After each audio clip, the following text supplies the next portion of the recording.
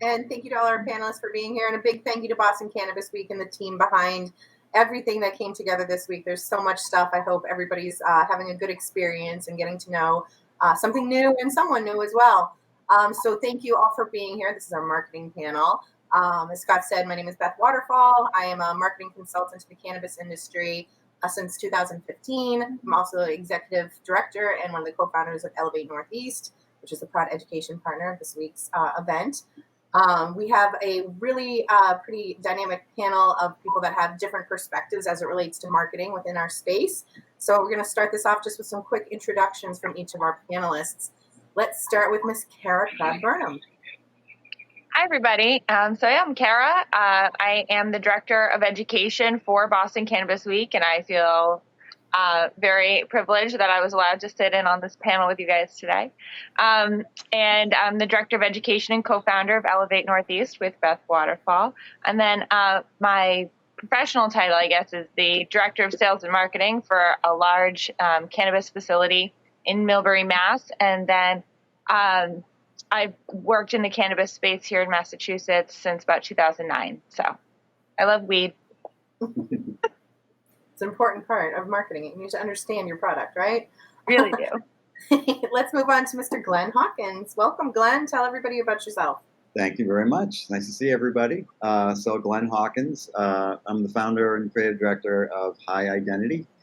So we do branding for the cannabis industry. So that involves brand strategy and the execution of the visuals. So logo design, packaging, website design. And I partner with marketing folks to create the strategy and who they're speaking to and how they're speaking to them, and I make that real. So Glen Hawkins at High Identity, and looking forward to chatting. Thanks, Glen. Jennifer Zalkin, welcome. Tell the folks a little bit about yourself, what you're doing here today. Thanks, Beth. Hi, everyone. Jennifer Zalkin. I am the Director of Marketing and Business Development for the National Cannabis Risk Management Association. We are a nonprofit that focuses on preparing cannabis businesses across the vertical with the tools and education necessary to build sustainable businesses, and also preparing them to not only mitigate, but also understand their biggest areas of opportunity and their biggest areas of risk, of which can be managed and should be. Before joining the NCRMA, I was the marketing manager for a multi-state operating dispensary brand. So I also duly have experience on the other side, navigating the treacherous space that is cannabis marketing. So again, thank you for having me. I'm really happy to be here. Thank you, Jennifer. And finally, attorney Matt Miller. Welcome, Matt. Tell us about yourself. Thanks, Beth. And thanks to Boston Cannabis Week for having me. My name is Matt. And as Beth said, I'm an attorney. And I'm the founding attorney of MG Miller IP Law, a shop down in Manhattan. And while we work with plenty of non-cannabis folks, we also work with a good amount of cannabis folks, helping them with their IP protections. What's interesting, though, as I'm sure many of you know, most IP protection is federally based. So how does one get federal protection over stuff that may or may not be federally illegal? Well, stay tuned and find out more. Very good. Oh, yeah, thanks. That's it. Oh, sorry. All right. Well, thank you, everybody, for being here. And kind of to summarize for all our presenters, I think a big goal of our discussion today is to help people not only understand some kind of creative or new ways to be marketing their products or their service or their business, but also to do it in a compliant manner, to avoid risk, to stay out of trouble, and to just help the industry move forward together responsibly. So thank you again to all our speakers for being here. Looking forward to our conversation. Want to kick things off with a question for Glen. Gone are the days where there was all sorts of media attention for a new dispensary opening. Now we have businesses opening and saying, oh my gosh, nobody's coming here. So Glen, let's talk about differentiation. What do cannabis businesses need to know about building a brand that stands out from the competition? Right. Gone are those days for sure. Where you can just open your doors and people will line up because there's nowhere else to go. there's really sort of four things, and I'll just sort of quickly go through them. But if you're selling to everyone, you're really selling to no one. You really need to be specific about who your audience is and how you're going to be communicating with them, and you have to have a strategy to do that. So the first thing really is sort of to know your audience, and that's one of the most important things. And because you can't sell to everyone, you have to know who you're selling to. If you try to sell to, a 65-year-old who has some trouble sleeping, there's also the 25-year-old who's going to go out and hang out with their friends, and they're coming from completely different areas. And of course, you're going to be welcoming them, no matter who they are, but to actually go out and target an audience, you need to be specific. You also need to know your competition. You need to know who they're targeting. You need to do your research and make sure you find out, what they're doing and what they're doing right, what they're doing wrong, who are they selling to, and try them out. Whether it's a wholesale or retail or professional services, see if you can try out whatever they're doing and get a good sense of who you're coming up against. And that'll give you a good sense of where the hole is in the market. So if there's a demographic that nobody's really serving, or they're not serving it well, that might be a good starting point to develop your strategy to go after that market. And once you've made those decisions, you really need to craft your brand's personality to speak to that audience. So whether whether you're sort of come across as more of a rebel brand, where you're people are going to tattoo your logo onto their arm, like your Harley Davidson, or you're going after something that's a bit more, maybe more medical, where everything is sort of nice light colored wood, and it's sort of a little bit more of a medical feel.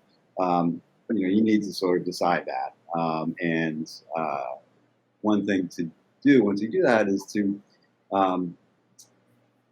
get a sense of how you're going to connect to your audience that way.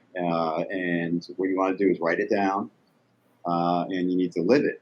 You need to make sure that everything you do, from the way you speak to the way your staff is dressed to the events that you go to, all basically need to be consistent with what your brand's personality is. It's difficult to do. I have trouble doing it with my own brand, and it's helpful to have a sounding board for somebody to help you go through that process. But it's an important process. And then the fourth one really is to be consistent with it.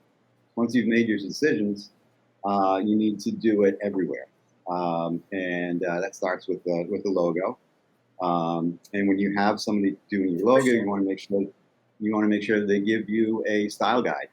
And that style guide says, these are your fonts that you're going to use, this is the colors, this is how to use your logo, this is how not to use your logo. And you want to take that and you want to give it to all your vendors, whether it's your website designer or your sign person or your interior designer. And that way, everybody's working from the same playbook. You're consistent everywhere, and no matter where people see you, they're going to start building that recognizability of your brand, and that's so important. People get bombarded with brand messages all the time, and they need 6 or 7 or 8 exposures to that brand before they start really getting some recognizability. And if you're more scattered, people aren't going to remember who you are. And so, I'd love to jump in there really quickly, because I think what you said was really great, right? You build that notoriety of the brand in the consumer's mind. But what's interesting is that notoriety comes part and parcel with your trademark rights. Mm-hmm. So while it's good from a branding standpoint, you want the consumer to say, oh, hey, I know these types of brand elements, like this is what I associate with that brand. but you're also simultaneously generating trademark rights. I mean, yes, you want to register for it to get the federal protection, but just by virtue of you using them, you get what are called common law trademark rights. Mm-hmm. So like it really, like that consistency is good on a multitude of levels. And also, it's one other thing that Glenn said before. He said, step 2, do your research, look at what your competitors are doing, and how they're getting their own messaging out. Just to add to that, again, from a trademark standpoint, is you should look to see if they register for any protection over any of those elements. Because if you're looking for inspiration, you say, oh, that's pretty cool, I like that. Well, make sure that company didn't make it proprietary to them, or if they have any rights in anything, it's good to know what that is. You know what you can and cannot borrow from. Right, that's great. Yeah, and I've had that with a number of clients where they say, oh, I've got a great name. This is so cool. Nobody's ever thought of it before, right? And you go and look it up. Well, just do a Google search. There's like 25 of those names, right? So it's really important. And you and I have worked together in the past, and I know it's so important that that's actually happened, where it's like, this is what they're looking for, and you give it to you, you're like, yeah, come on, really? Sorry, great idea, but 25 people have already had it. Yep. So the topic of the billboards is something that's constantly and consistently under speculation. Other states who are more mature than us in Massachusetts have already banned it. And what you said is exactly right. Whether it's with billboards or any other outward marketing efforts, you have to use the 85% rule, which states that your proposed audience is 85% over the age of 21. And so what I would say is, whether it's with billboards or any of your marketing efforts, is to build your foundation of what you're going to say and how you're going to say it to support the letter of the law. And in doing so, always ensuring that you are going over and beyond with your due diligence. You are doing all of the back end work. So let's say it is a billboard.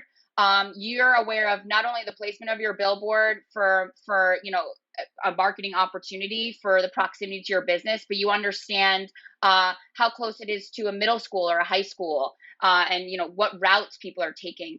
And it really is imperative that you are going above and beyond with this due diligence, and not only learning, but documenting it.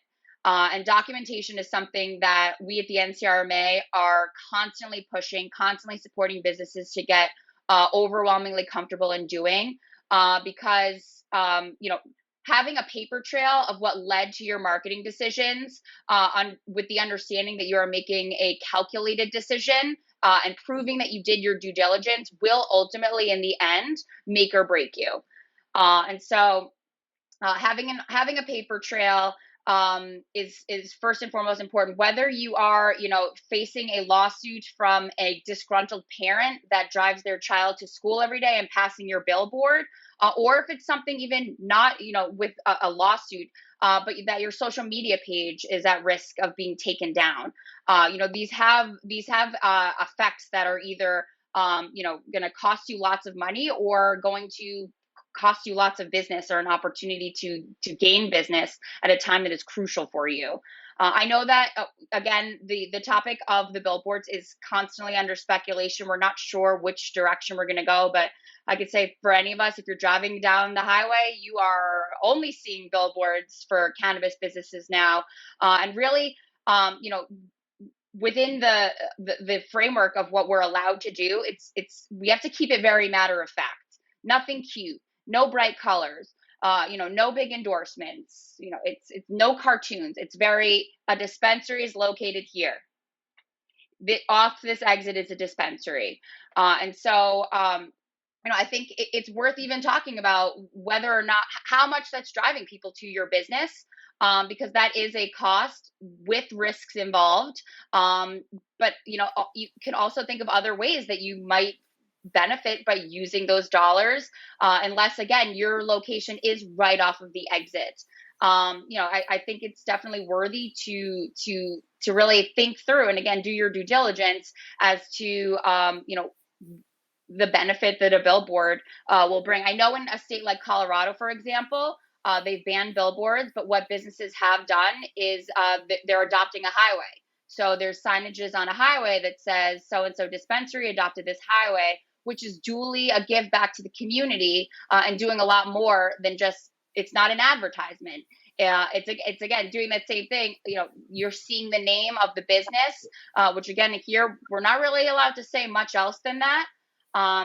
But it could be a direction that we go in the future.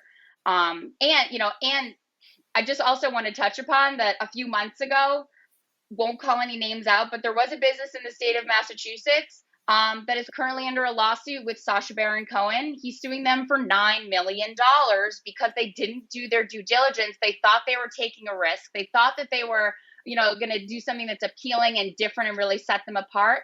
And boy, $9 million. That's a lot of money that you could spend in tons of different ways.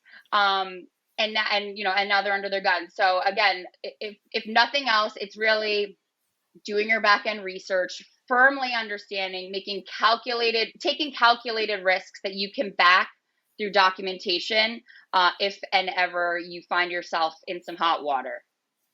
Frankly, I think there's like a huge opportunity missed with the billboards, and like why aren't we have like billboards that have quick facts on them all over the state? Like, give your billboard purpose. There's a lot of billboards out there just our brand, we're open. Like, why is it that Massachusetts has created X number of jobs in the cannabis industry? Massachusetts has received X number of dollars in tax revenue from the cannabis industry.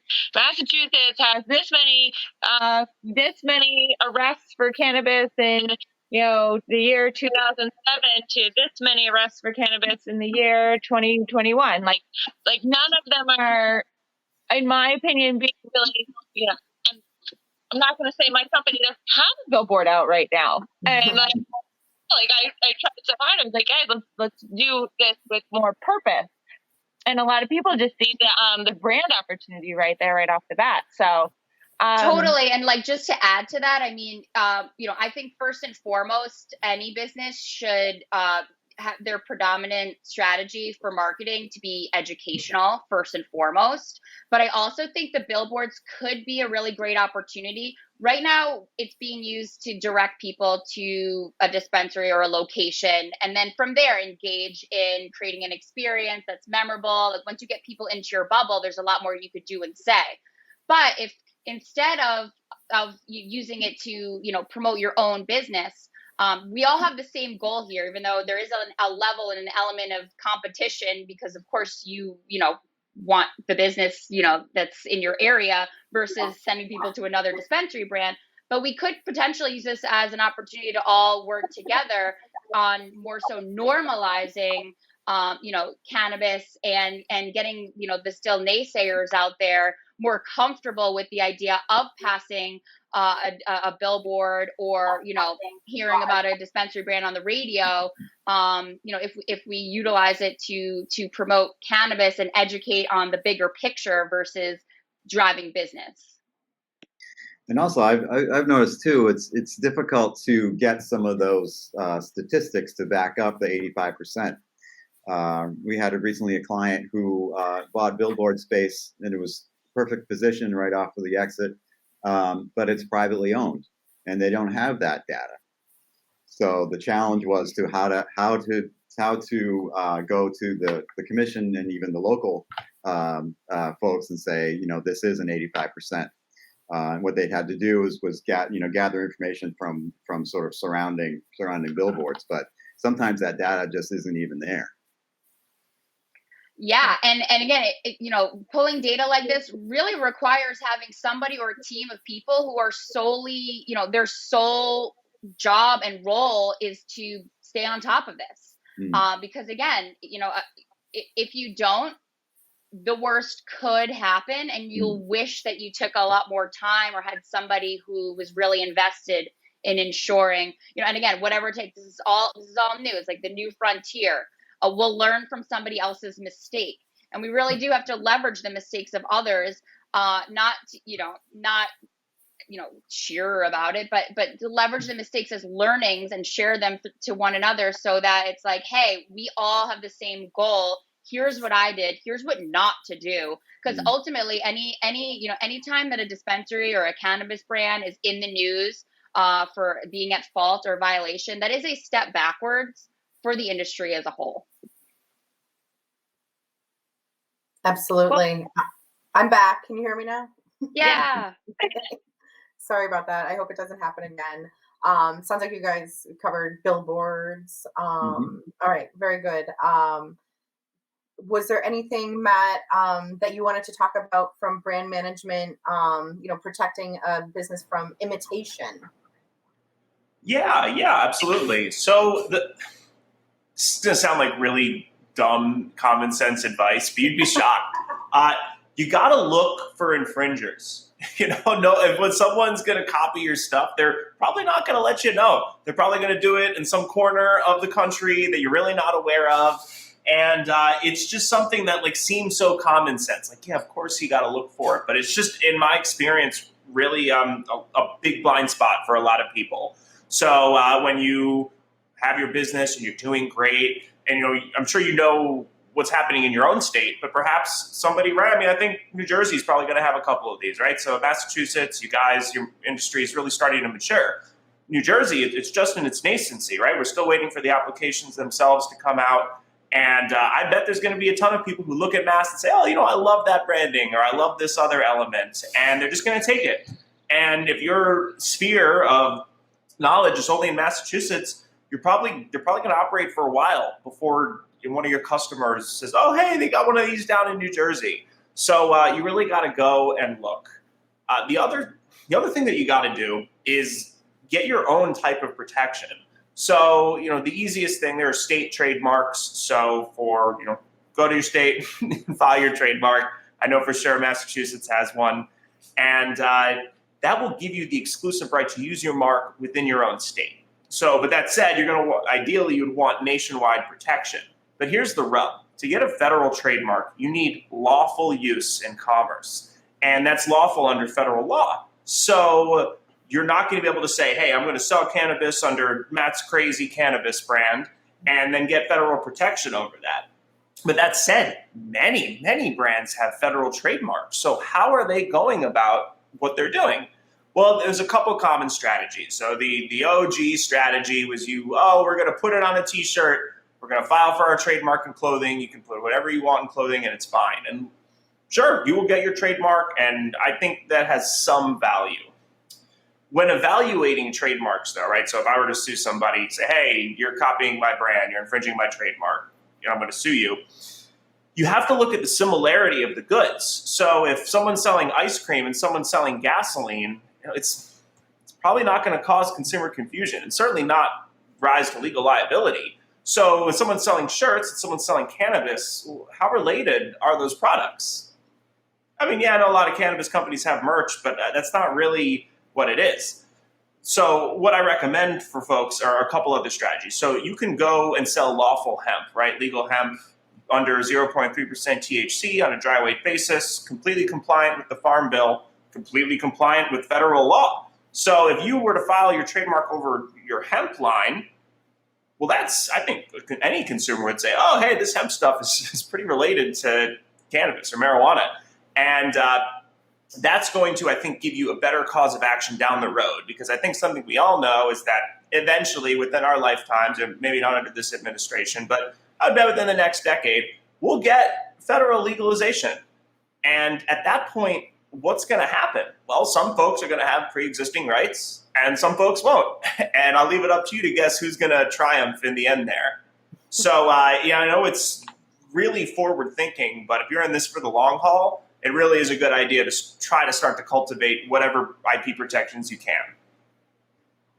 Yeah, and that applies, you see a lot in the legacy market, products branded as Sour Patch Kids, Wonka bars. That's just so dangerous, right, Matt? It really is. I mean, so I dislike it for two reasons, right? So as a brand protection guy, that's diluting those companies' brands. If I was their IP counsel, I would be livid. But I think just as a citizen, it's so easy to get confused. I mean, you can see Nerds Rope, the infused Nerds Rope is known across the nation, but it's not sold, lawfully sold or produced. And honestly, I wouldn't be surprised. I know friends of mine who have mistaken an infused candy for a regular candy because the packaging is so similar, but then they got to go to work in a state of mind that they weren't prepared to go to work in. And it is dangerous. I mean, that's like, I'm going to repeat myself. I take issue with that for a couple of reasons. Yeah, well, we just had the Freedom Rally in Boston, and there were so many different illicit products that had brands that you would think were, regular products that you might find at the grocery store. But They were very clearly being marketed for children, the way candy companies market to children. It was actually pretty wild. Yeah, I'll use the word despicable, honestly. Like, it's cannabis. It's going to sell, right? You don't have to go crazy. You don't have to target children to make your money with it. It makes me think back to a friend of mine, Mickey Martin, in the early 2000s, who had in the early California medical market, who had a line of edibles called Keef Cats and Reefers, and 1,000 grams. I mean, there was a whole line. He ended up getting in a lot of trouble for it, and actually doing some time. And yeah, so that I think that he was actually the first case nationwide of a somebody trying to, use that leverage. He didn't copy the packaging quite, though. He copied the names, but everything was still labeled as cannabis. Risky business, but that's a great segue into my next question for Jennifer. Let's talk about risk, and where can we push boundaries, and where is it just, you know what, look at the regs, don't push it. Anything you want to talk about there? I would say ultimately this isn't the place to push boundaries, because you don't want to learn the hard way. I say, again, build your foundations with the law, the rules, and regulations in mind, and this isn't the time to start trying to push those boundaries, because it's likely that you will be made an example of. And, it takes a lot of the fun out of it. It takes a lot of the opportunity to market and differentiate yourself. But, the reality is I wouldn't take those risks. I would say to invest more in your actual in-store experience and word of mouth marketing. I know, like their dispensaries and businesses keep opening and popping up, and now we're infiltrated with so many, and it really is a challenge to differentiate yourself. And but I think if you invest, your time, energy, and money in your operational efficiencies, in your customer experience, in your website, in the ease, in everything, and building trust, and not giving your customers a reason to kind of seek elsewhere and see what else is out there. I mean, it is definitely a challenge, very, very much so. But I think that's really ultimately the route to go, especially right now. Glenn, anything you want to add there where you're working with clients? Are they trying to put pot leaves everywhere? Anything about, pushing the limits when it comes to design? Well, I think people that do that aren't really educated on what the regs are. And that's part of our responsibility, is to push back. I mean, I've had clients to say, wouldn't it be cool if we put, a little cartoon doggy on, well, you can't do that, right? So I think that as professional services, we need to sort of be that initial buffer between those, fantastic, crazy ideas that the client has, reel them back and say, this is a highly regulated industry.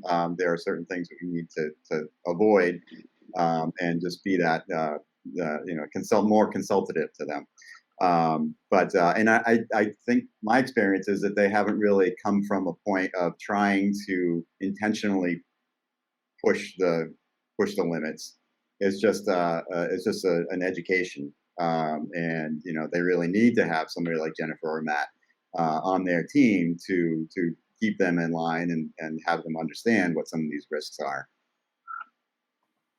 For sure. And just a public service announcement, I suppose. The Cannabis Control Commission here in Massachusetts, about 2 weeks ago, released a new public document. It's an FAQ document related specifically to advertising. So they've given some clarification on things. So definitely encourage folks to go check that out, or let me know. I'd be happy to share it with you. But important to stay up on those things for sure. So want to throw a question out to the group. I think a common pain point that cannabis brands have is social media. There are many limitations on how we can reach people. Social media isn't necessarily banned, but Facebook and Instagram in particular presents some problems, whether it's shutdowns, shadow bans. Does anybody have any comments, just from the group about, alternate digital marketing platforms that are a little more friendly to the space? I know that what people are starting to do now is advertising on podcasts, where obviously podcasts are a huge way for people to get their information and get their content. And they're also very trackable in terms of who is consuming it. So that 85% rule is more. You can back that up with a little bit more data. But also, what they're doing is having the hosts do a read through of their product marketing and their product messaging. And I know that's been a more successful and growing strategy for a lot of brands. Anybody else? Yeah, I would just say that, I don't have a specific recommendation, but it's more just general guidance that it's kind of a game of cat and mouse. So when Instagram and Facebook, it's just Facebook corporate, says, hey, we don't want to cater to cannabis businesses, that's just their private policy. So just go to a different platform. Find a new platform that is eager for users, and they're going to scrutinize the content that's on the platform less. So if they say, oh, hey, there's some vice activity on there, cannabis, marijuana, whatever, they won't care until they get big enough that they do, and then you'll jump to a new platform. It's like maybe Clubhouse would be an attractive option now, or like Glenn said, podcast, just a new vertical that doesn't have this big corporate interest caring about its image and its brand. Yeah, and I would add LinkedIn. LinkedIn is definitely, we're businesses, right? We're running businesses, and LinkedIn is a professional networking site. And I mean, knock on wood, I haven't heard of people getting shut down on LinkedIn. And then likewise, kind of a little bit of a blast from the past is Pinterest. Pinterest, we're hearing people are having good success with Pinterest, that they're not, knocking people down. It's just another platform you need to learn, and it's visual. So it's maybe a good alternate to Instagram, which is notorious for cutting down cannabis businesses. So Jennifer, was there something you wanted to add? Well, I was just going to add that from my previous experience, I learned firsthand. I thought I understood the regulations of a social media platform to find out that my account was shut down and we had to start from square one and lose all the business. And it was such a learning, because we were all looking around and saying, do you see anything wrong with what I posted? Is it the wording? Is it the... We internally really were perplexed at what flagged us and what was so severe. And it was a major setback. Again, you have to, start from square one with a new handle and build your base. And it's, it's kind of, oh, hey, follow us here now. You're already here. And, and so on and so forth. And so, it really is unpredictable. And something that I say, is that sometimes, you can read the rules and regulations over and over again and create a strategy around that. But sometimes it just depends who's working that day on the back end and how they personally feel. And we're all likely going to continue using Instagram, Facebook. But it's like, you just have to be overly cautious and create your messaging strategy around, again, more being educational, less, we want you to try this, we got this new product in, and it's being creative in a totally different way. It requires creativity that's not referencing cannabis and not referencing what we love about it and the things that we want to shout off the rooftops about it. And it's like, it's a whole different, set of creativity and understanding and day to day, reading and seeing what other people And again, you don't want to use what other people are getting away with and say, okay, they're doing it, so I think we could do it, because you might be the one that gets knocked down from it, just for pushing that envelope. So I think another strategy, I mean, a podcast, totally agree. Podcasts are huge right now, and it's a way that we could say more. You could say more than what you could potentially say on other platforms. But also, like, outside of social media is really just like community involvement, getting out there, getting your name out there in different ways. That's what this requires. We're selling to people of our communities. Do something, a benefit, at a local event, a street fair, something, not selling product, but just getting your name and your brand out there and having an opportunity for the people of these communities to meet your team and build connections with your people. Because a lot of times people make their decisions on where they go, yes, based off proximity, but also how they are made felt with the people. So I think really leveraging your people, telling their stories, that's also a great a strategy for social media engagement, like a spotlight on your team members. And so you give people, they're not here for the blue dream, but they're here to meet Sarah because she seems awesome. So again, those are levels of creativity and community engagement that aren't like quote unquote marketing as we may have thought in the past. Sorry, go ahead. I was going to say that's a segue to my next question, just talking about, how can cannabis business operators cut through the noise to reach their customers? Social media is one way. Glenn, something you wanted to add there? Yeah, I was just going to say that, Jennifer's spot on, is that you need to create that community, and you need to have people have the experience that you want them to at your establishment, and have them be your advocate to their community. And getting back to the consistency part of things, is that you need to give them a consistent experience about your brand, in the voice of your brand, and in the style of your brand and your personality of your brand, so that then people will take that and then tell their friends, and they'll tell their friends, and that type of thing. And so it's important to be plugged in, but it's also to make sure that you curate that experience, the correct experience that you want to create, to get that message out to the people that you really want to talk to.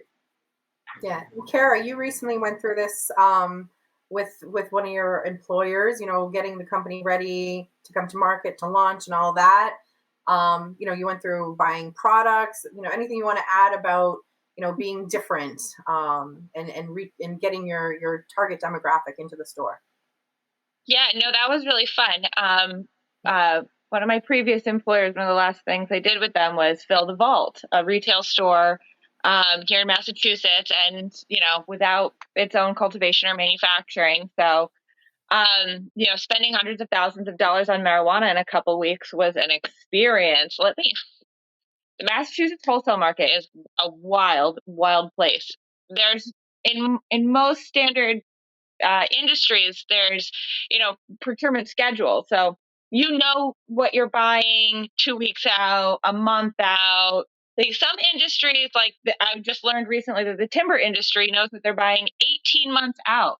They're buying trees that aren't even fully grown yet to be put into paper and lumber and whatever it is they're doing.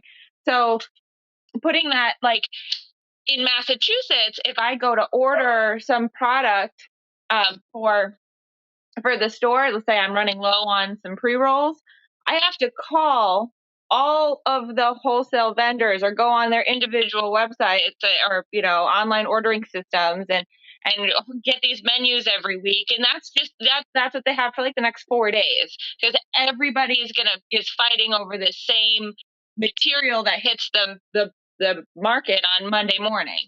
So we have 85 retailers open in Massachusetts right now. Is that right? No, I don't know. I just looked this up the other day, and now I can't remember. Something like that. Something like that. And you there we go. You only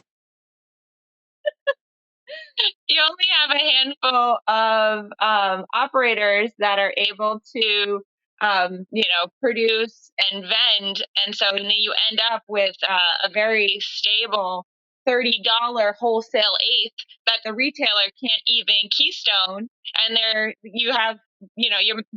retailers are doing their best just to meet the illicit market on base price before they add tax.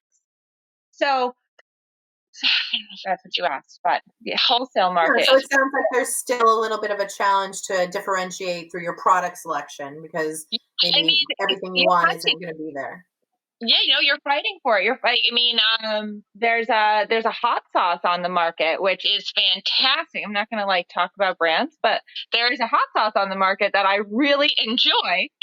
But it's on the wholesale. When trying to purchase it, it sells out within days of becoming available from that wholesaler. And this isn't. It's several different brands of cookies and gummies that are better than the absolutely saturated wholesale market of gummies and chocolates in Massachusetts. I mean, absolutely saturated. the best differentiator, in my opinion, right now into the Massachusetts market, if you're thinking about launching a product, salty, crunchy. We've got cookies, we've got brownies, we've got hard candies, we've got gummies for days. We don't have any potato chips. We don't have any puffs. We don't have any popcorn. We don't have, or what we do have is minimal. We don't have ketchup on the market. We don't have mustard. We don't have mayonnaise. We don't have any of these common goods on the market either. So there's a lot of opportunity for product development right now, when you can figure out how to be cost effective within the dosing regulations and the Massachusetts provision. So when we can figure that out, I think those are the next big brands that are really going to pop off in Massachusetts, because the wholesalers, you only have so many places that are selling flour, but that place is also selling a line of gummies and a line of candies and a line of brownies. They want you to purchase that whole suite. They don't want you to just purchase the flour.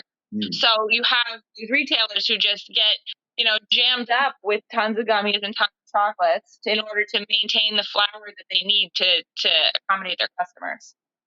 But Cara, do you think that that's starting to change now? And on the horizon, I think there's a lot more providers coming online that are going to start filling that gap.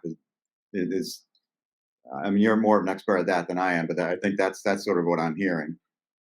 I mean, I think there's a lot of manufacturers coming online in the next 6 months, but I don't know specifically what products they're intending to bring to market. As far as I can tell from the biggies in the market right now, they're not really trying to differentiate, because as long as you have flour to sell, you can get the retailers to purchase the rest of your suite, whether they want it or not, because the retailers need the flour. I did a breakdown. I went through, and I only use Dutchie. So if you're all familiar, Dutchie is an online marketplace for all of the cannabis brands in Massachusetts, all of the stores. So you go on, you place your online order, but you can see all their menus. And I actually went through about 6 months ago, and I did a SKU count for, I think, 27 dispensaries in Massachusetts. I started in Worcester and I worked my way outward. So I got a little bit of everybody in the state, and we're averaging about 135 SKUs for cannabis items per store. That's a lot. That's a lot of items. And if you look at how much, and I did a little survey for wholesalers and asked them, what are you stuck with? And it's all the gummies, it's all the chocolates. So as soon as a new product hits the market, not only is it good for that manufacturer, because they're going to sell out, because everybody's looking for something novel, because that novel thing in your retail store brings in the customers. I mean, I drove 45 minutes to get some peanut butter once, because I hadn't had weed peanut butter. So I drove 45 minutes to find it, because it's the closest place I could get it, So, and I'm not alone. People will do this for the interest of the cannabis product, because it's a cool thing to have and to know about these days. Absolutely. So just moving along a little bit here. One of the things that I believe Jennifer and Glenn mentioned, I didn't want to move on from the differentiation conversation without talking about employees. Employee retention, and treating your employees right, because as more stores open, so do these employees have options of where they're going to work. So anybody want to talk anything about employees and keeping your staff engaged with customers, engaged with the brand? Yeah, I have just a quick thing to add. So this is I was something I was going to mention earlier for like how one can differentiate their brand. So I spent a lot of time out in Seattle, and there's the dispensary Have a Heart out there, and I first became knowledgeable of them because they scored insanely high on some employee satisfaction survey. It was like all the big tech companies for like best places to work, but actually Have a Heart was the #1 place, and I was like, wow, that's like pretty cool. This company must actually care. I look at brands like Costco where they put the extra effort into their employees, and the entire service that they offer just gets elevated by that. So I kind of figured, if this dispensary is doing the same thing, and yeah, that's one of the best dispensaries I've ever been to. It's really everybody cares, and that was something that at least made a difference to me as a consumer when I was out there. Yeah, because I mean, your employees, they're your walking billboards, right? If they have a bad experience at the store, they're going to tell people about it. Or if they're not pleased, people walk into the store and they're grumpy, people are going to feel that and maybe move along if they're not feeling comfortable that the people in that store are being treated properly.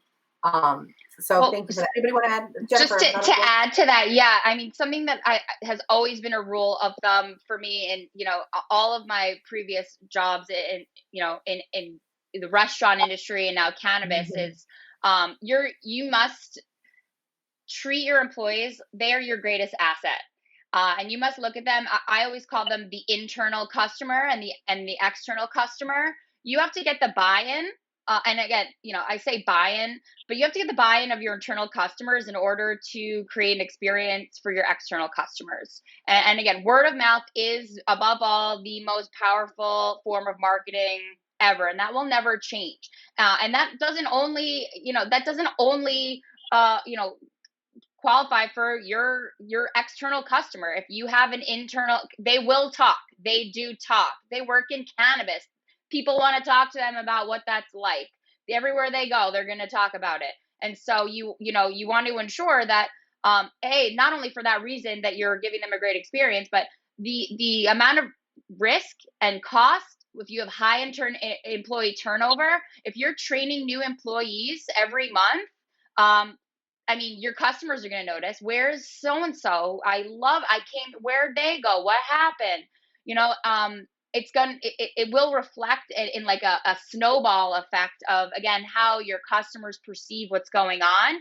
But again, people notice when somebody is less than, informed or confident, especially in cannabis when they are in the sales role. So again, just understanding how expensive and how much time it takes from really constantly bringing on new people, just the act of finding the right people, going through ads, interviewing, the cost to get them the credentials that they need to work in your dispensary.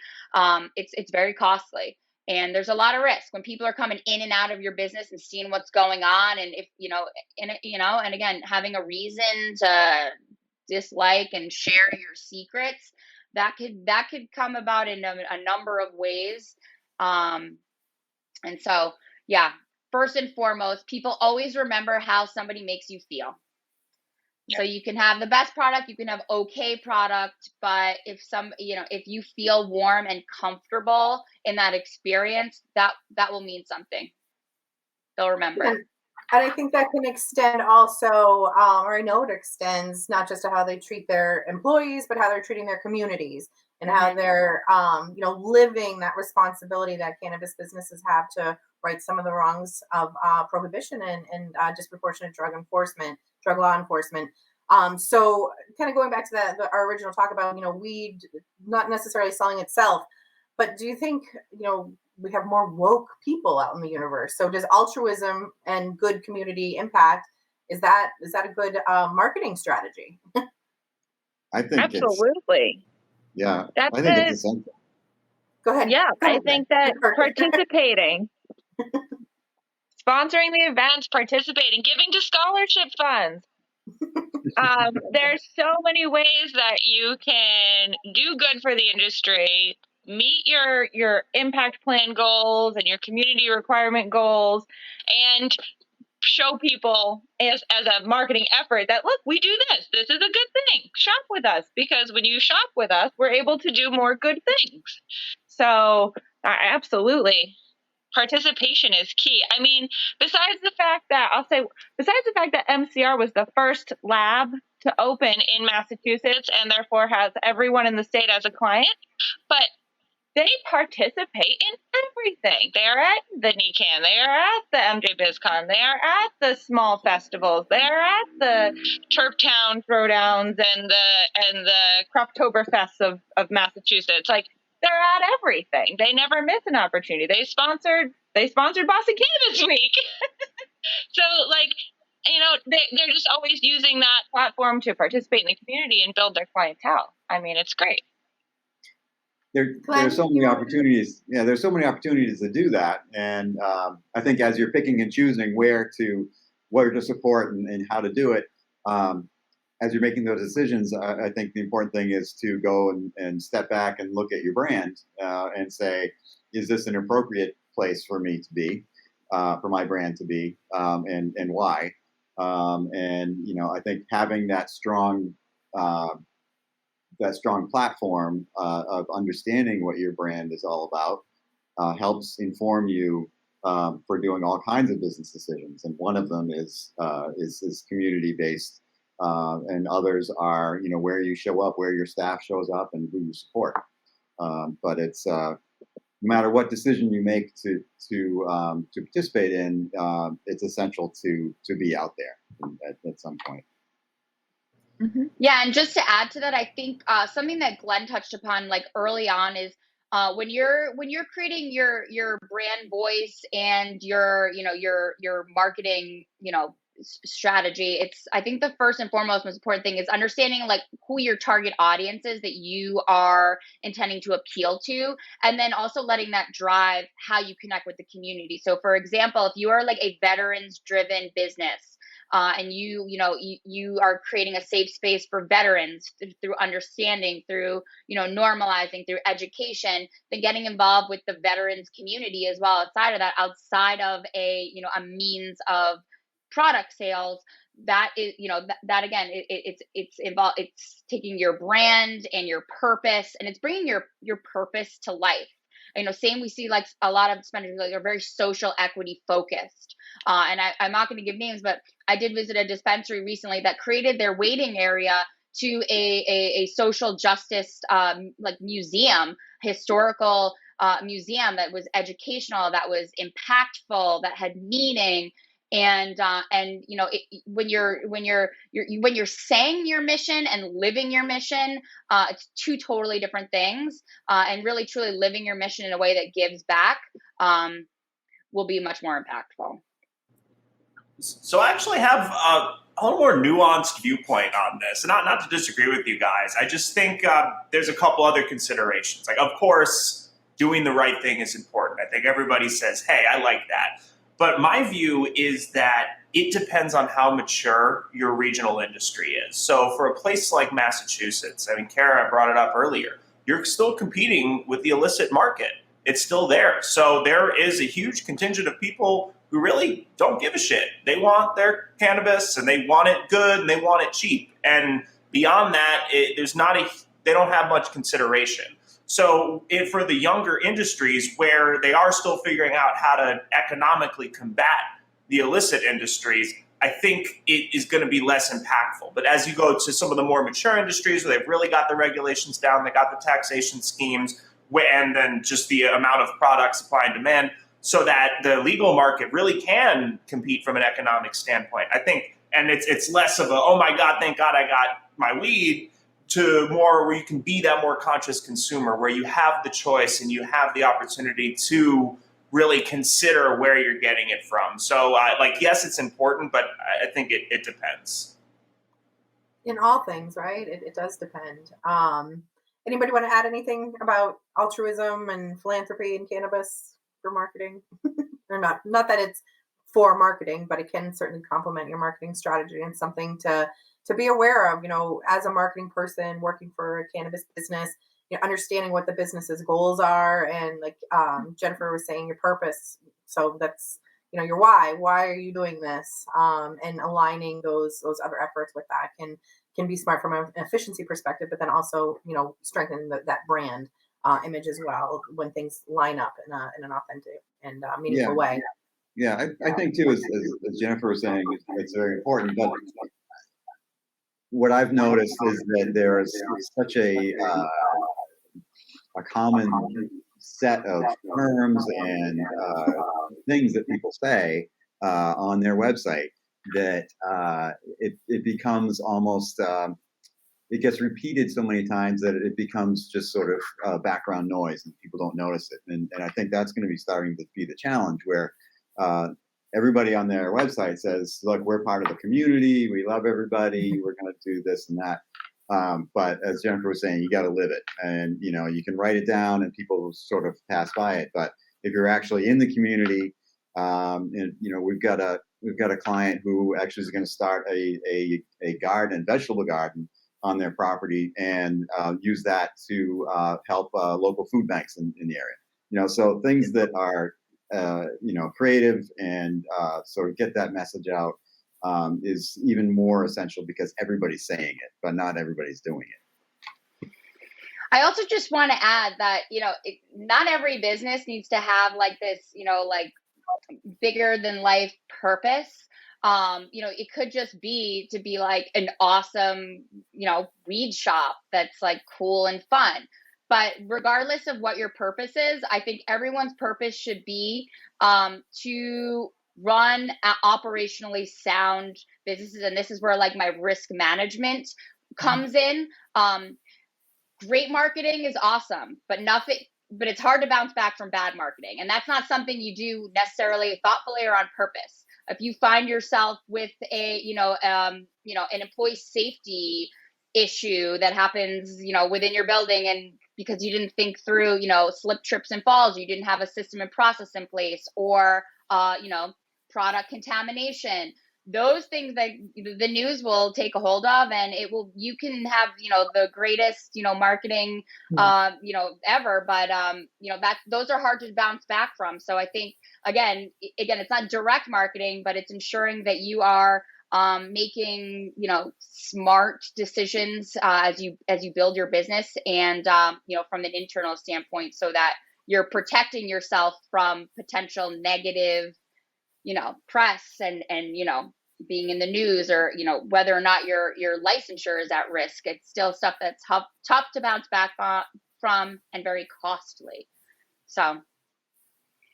For sure. And I can imagine you can get more likely into those little issues, the less focused on that, who you are and what you're trying to be. You try to do too much, you can get kind of confuse the marketplace. And there have been some examples in Massachusetts here, just speaking of confusing the marketplace, where a company will purport to be, all for the community, all for restorative justice, but then, for an example, be the main supporter of an anti-equity lawsuit. So that lack of authenticity kind of, can be confusing in the marketplace, I think, for people who are paying attention to that stuff. So just paying attention to the clock, just wanted to kind of move on into, let's just talk about some stuff that we think is really good. Good in the industry as far as marketing and advertising goes, things that we've admired, whether it's here in Massachusetts or across the country. And I'm going to kick it off with one that I read about very recently that I just loved. It's a company out in California. They're a manufacturer making products, and I think they may have retail also. But their thing is, cannabis, sure, it's for wellness, sure, it helps you feel better, but you know what? Weed is fun. So their thing is going to market as weed is fun, # weed is fun. And I love that because weed is fun, right? Sure, we take it to help, sleep or anxiety, whatever it happens to be. But I love that they're going to market as weed is fun. So anybody want to throw anything that they've seen out there that's... Well, I know that, getting back to differentiating, getting back to differentiating yourself. And one of the strategies is to be very sort of targeted in terms of, if you're a retail establishment, what you're selling and curating that. And I have one client where they're all about discrete consumption, and there's when vaping started coming out, even non-cannabis vaping, people love to just like blow huge plumes of smoke, and man, look at me, I'm gonna like. But this is the opposite. This is like, all right, I got to go to work. I got to look like a normal human being, and I can't smell. It's all about keeping it on the down low. So they're talking about vapes, and they're selling edibles and tinctures and beverages, and that's the target. And I think they haven't opened yet, but that's, I think, really a smart way to go about that and differentiate sales that way.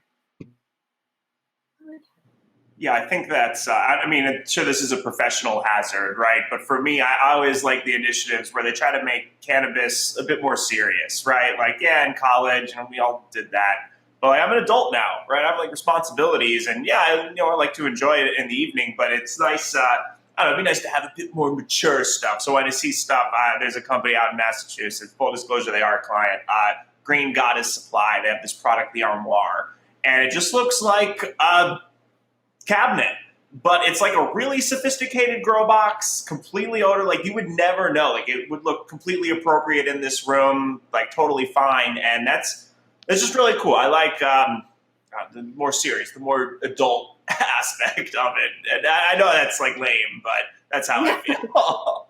No, we'll take that from the lawyer. All good. That is a really cool product. You're right, Mac. It's amazing. You'd never know there was anything. You open it up, oh my God, there's a plant in there. I live in Jersey, and I'm waiting for Jersey to pass home grow, because like the day that they do, I'm going to buy one. Yeah. I really can't wait. Awesome. Very cool. So just closing up here, just want to, as everybody's involved with marketing here, has it gotten easier, or is it getting harder as we have more regulations and more states coming on? Any kind of closing thoughts on, is it easier now? Is it harder? Yeah, so I don't know that we could say it's easier or harder, but I will say that we have a lot more to learn from, and and to improve. So again, that whole lessons learned, learning from other people's maybe mishaps or mistakes to ensure that you aren't making the same mistakes.